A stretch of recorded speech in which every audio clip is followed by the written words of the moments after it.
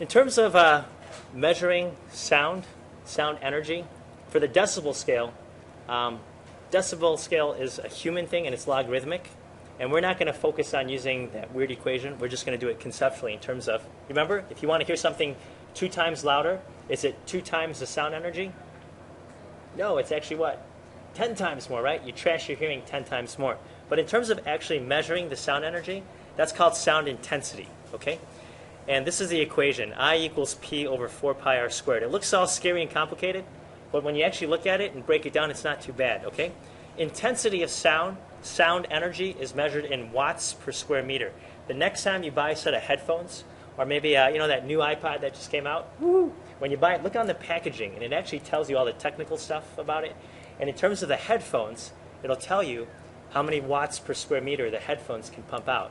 Or if you buy a stereo, it's all about the watts, okay? So technically, the way you measure sound energy is in watts per square meter.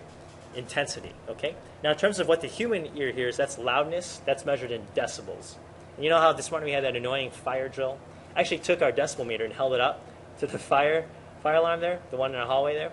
I actually got it to read when I was standing right next to it, 120 decibels, which, if you remember, is like the threshold of pain. I know some books, and our online one says it's like 130 or 150, but really, 120 decibels has scientifically been proven to show that you get long-term hearing damage. So the moral of the story is, don't stand by the fire alarm for a long period of time. That's why they make it so loud. However, okay, some of it is the wattage of your speaker, but then some of it is how far away you stand. Anybody recognize this 4 pi r squared? It's actually the equation for what? Not the area of a circle, right? That's pi r squared, but for the surface area of a sphere. So one way you can think of this is when you generate a sound wave, it's kind of like dropping a rock in a pond, and then the waters ripple out. This is like a 3D shock cone where the energy spreads out. So it's how many watts of energy are spreading out through every square meter of sound energy, okay?